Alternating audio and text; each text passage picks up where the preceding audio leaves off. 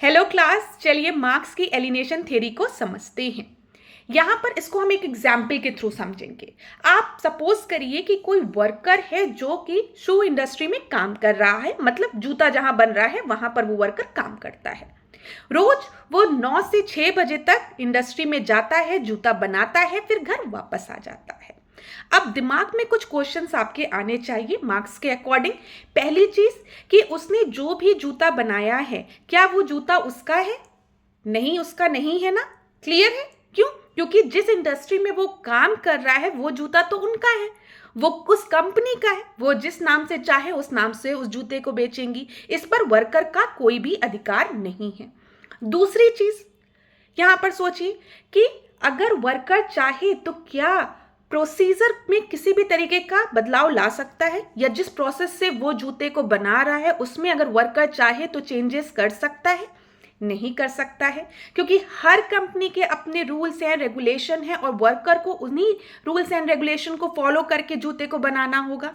तो इस पर भी मैनर ऑफ प्रोडक्शन में भी वर्कर का कोई योगदान नहीं है, ना ही उस गुड पर, फाइनल प्रोडक्ट पर वर्कर का कोई अधिकार है। तीसरी चीज सोचिए, अब वर्कर के दिमाग में डाल दिया गया है एक दिन में जितना जूता बनाओगे उतना पैसा तुम्हें मिलेगा, तो उसका पूरा ध्यान इसी चीज पर रहेगा कि वो एक दिन में ज्यादा से ज्यादा जूता बनाए। ठीक है, उसको इस चीज से बिल्कुल भी फर्क नहीं पड़ेगा कि उसके अगल बगल कौन है। ठीक है, वो कंपटीशन करेगा। हाँ, कंपटीशन की भावना उसके अंदर होगी, लेकिन कोऑपरेशन की भावना, सहयोग की भावना उसके अंदर नहीं होगी। अगर उसके इर्द गिर्द किसी को परेशानी है तो उस पर उसका ध्यान नहीं होगा, क्योंकि पूरी तरीके से उसका फोकस इसी पे होगा कि मुझे ज़्यादा से ज़्यादा जूतों को बनाना है। तो समझिएगा, एलिनेशन थियरी में कंपटीशन होगा लेकिन कोऑपरेशन नहीं होगा। ठीक है, यहाँ पर अगर चौथी चीज हम देखें तो क्रिएटिविटी भी उसके अंदर नहीं होगी। क्यों? क्योंकि वो वही रूल्स एंड रेगुलेशन फॉलो करेगा जो कि कंपनी द्वारा उसको बताया गया है।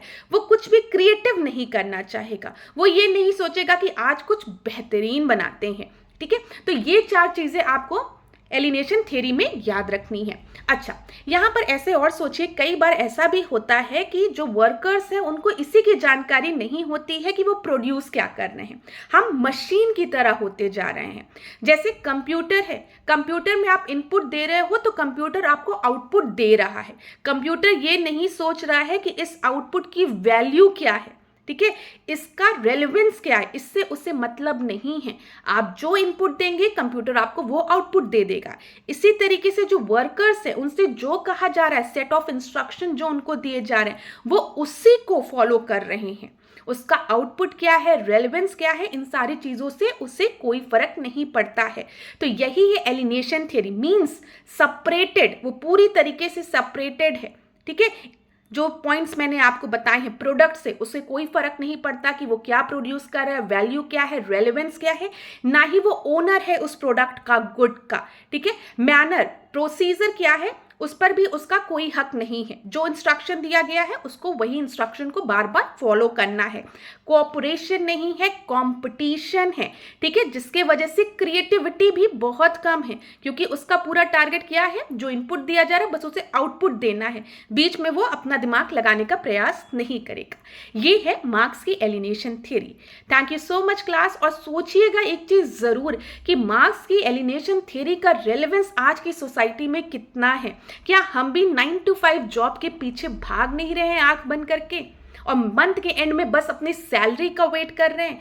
एक पूरे मंथ में हमने क्या किया, उसका रेलेवेंस क्या था, उसकी वैल्यू क्या थी, उसका इम्पैक्ट क्या था हमारी सोसाइटी पे, क्या हमने कभी भी इसके बारे में सोचा? तो इस तरीके से मार्क्स की एलिनेशन थ्योरी को थोड़ा और पढ़िएगा, और कुछ नई जानकारी होगी तो मुझे भी कमेंट बॉक्स में बताइएगा। Thank you so much. Channel को लाइक और सब्सक्राइब करना मत भूलिए।